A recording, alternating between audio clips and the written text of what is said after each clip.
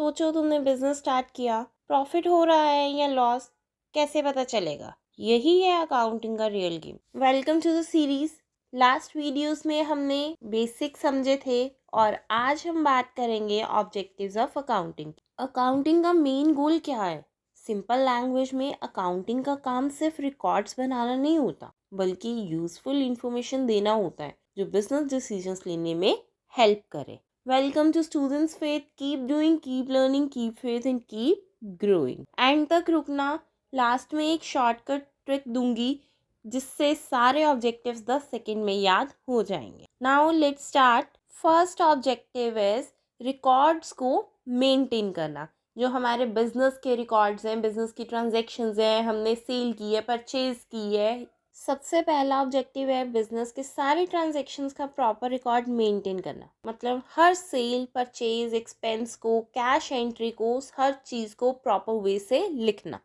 Example, अगर 10,000 का माल खरीदा और रिकॉर्ड ही नहीं किया तो बाद में कंफ्यूजन हो जाएगी, ये माल हमने खरीदा किससे था या हमने कितने का खरीदा था। अभी हमें प्राइजेस जो अप्स डाउन हो रहे हैं तो हम उसको कंपेयर नहीं कर पाएंगे। दूसरा ऑब्जेक्टिव है प्रॉफिट या लॉस कैलकुलेट करना।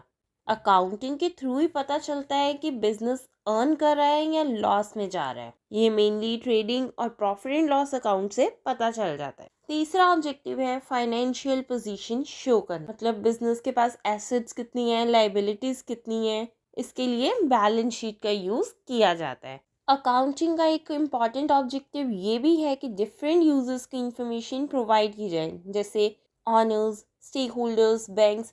बहुत सारे स्टेक होल्डर्स का एक कंपनी में इंटरेस्ट हो रहा है। जो बैंक है वो लोन प्रोवाइड कर रहे हैं, जो क्रेडिटर्स है वो क्रेडिट पे गुड्स दे रहे हैं, एम्प्लॉयज़ काम कर रहे हैं, मैनेजमेंट को प्रॉफिट्स चाहिए। तो इसीलिए यूजर्स तक इंफॉर्मेशन पहुंचनी चाहिए कि कंपनी को प्रॉफिट्स हो रहे हैं या लॉस हो रहे हैं, आगे फर्दर डीलिंग्स उनको करनी है इस कंपनी के साथ, इस ऑर्गेनाइजेशन के साथ, या फिर नहीं करनी है। Last but most important, decision making में हेल्प करना। अकाउंटिंग डेटा देखकर बिजनेस डिसाइड करता है एक्सपैंड करना है, कॉस्ट कट करनी है या इन्वेस्टमेंट बढ़ाना है। अब एक शॉर्टकट ट्रिक याद कर लो, आरपी फिड। अगर ये वीडियो आपको हेल्पफुल लगा तो लाइक ज़रूर करना और नेक्स्ट पार्ट के लिए सब्सक्राइब ज़रूर करो। नेक्स्ट वीडियो में हम और भी इम्पॉर्टेंट कॉन्सेप्ट्स कवर करेंगे, सो स्टे ट्यून।